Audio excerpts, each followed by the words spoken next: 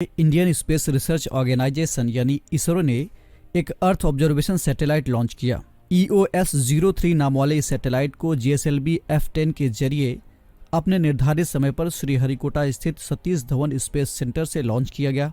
पहले 2 चरण ठीक तरीके से आगे बढ़े, लेकिन तीसरे चरण यानी क्रायोजेनिक स्टेज में इसके इंजन में खराबी आ गई और यह मिशन असफल रहा। इसके ठीक 6 महीने बाद इसरो ने इसी क्रम का अगला सैटेलाइट यानी EOS-04 सफलतापूर्वक लॉन्च किया, जो कि एक काबिले तारीफ सफलता है। क्या है EOS-04, ये क्या काम करेगा और इससे जुड़े दूसरे महत्वपूर्ण पहलू कौन कौन से हैं, जानेंगे इन्हीं सवालों के जवाब अपने आज के न्यूज़ दिस आवर में। अभिवादन और स्वागत है आप सभी का हमारे इस खास कार्यक्रम में। मैं हूं केसरी पांडे और आप देख रहे हैं थे टीवी। बीते 14 फरवरी को भारतीय अंतरिक्ष अनुसंधान संगठन यानी इसरो ने श्रीहरिकोटा के सतीश धवन अंतरिक्ष केंद्र से PSLV C-52 के जरिए सैटेलाइट EOS-04 को सफलतापूर्वक प्रक्षेपित किया। EOS-04 एक राडार इमेजिंग उपग्रह है, यानी इसकी मदद से पृथ्वी की उच्च गुणवत्ता वाली तस्वीरें खींची जा सकेंगी।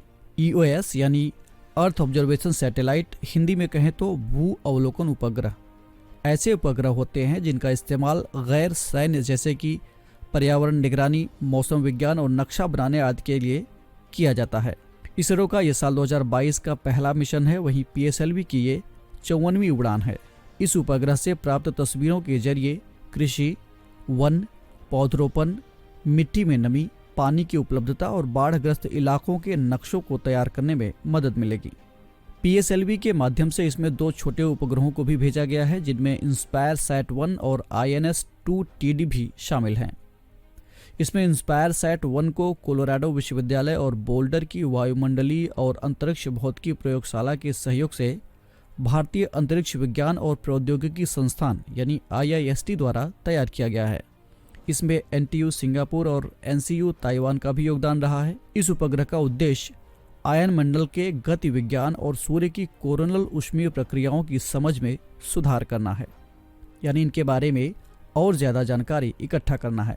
जबकि दूसरा उपग्रह इसरो का एक प्रौद्योगिकी प्रदर्शक उपग्रह यानी INS-2TD है। इसमें एक थर्मल इमेजिंग कैमरा लगा हुआ है, जिसकी मदद से उपग्रह भूमि की सतह के तापमान, आर्द्र भूमि या झीलों के पानी की सतह के तापमान, वनस्पतियों और तापीय जड़त्व यानी दिन और रात के आकलन में मदद मिल पाएगी। यहाँ आपको PSLV और GSLV के बारे में जानना जरूरी है। दरअसल लॉन्च व्हीकल के जरिए ही किसी सैटेलाइट को अंतरिक्ष में भेजा जाता है। भारत के पास 2 प्रकार के लॉन्च व्हीकल हैं। पहला पोलर सैटेलाइट लॉन्च व्हीकल यानी PSLV और दूसरा जियो सिंक्रोनस सैटेलाइट लॉन्च व्हीकल यानी GSLV। दोनों को भारतीय अंतरिक्ष अनुसंधान संगठन यानी इसरो ने ही तैयार किया है।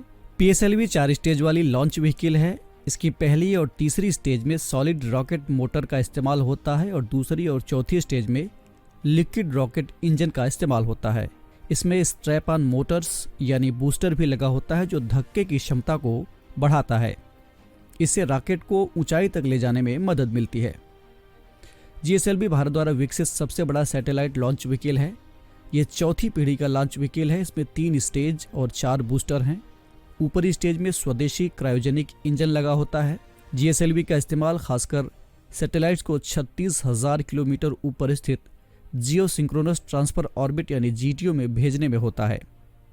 अभी इस बार EOS-04 सैटेलाइट को 529 किलोमीटर की ऊंचाई पर सूर्य तुल्यकालिक ध्रुवीय कक्षा में स्थापित किया गया है।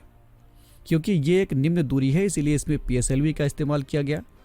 बता दें कि सूर्य तुल्यकालिक ध्रुवीय कक्षा निम्न भूकक्षा का एक प्रकार है, यानी ये पृथ्वी से 1000 किलोमीटर से कम की ऊंचाई पर स्थित होती है। इस कक्षा में उपग्रह उत्तर से दक्षिण की ओर ध्रुवों से गुजरते हुए चक्कर लगाता है। इसमें उपग्रह की स्थिति सूर्य की स्थिति के मुताबिक हमेशा स्थिर बनी रहती है। इसे उदाहरण से समझे तो मान लीजिए अगर कोई सैटेलाइट आज दोपहर में दिल्ली के ऊपर से गुजरा, तो कल दोपहर में वो फिर से उसी समय दिल्ली के ऊपर से गुजरेगा। तो ये थी बात EOS-04 सैटेलाइट की। और अब बारी है आज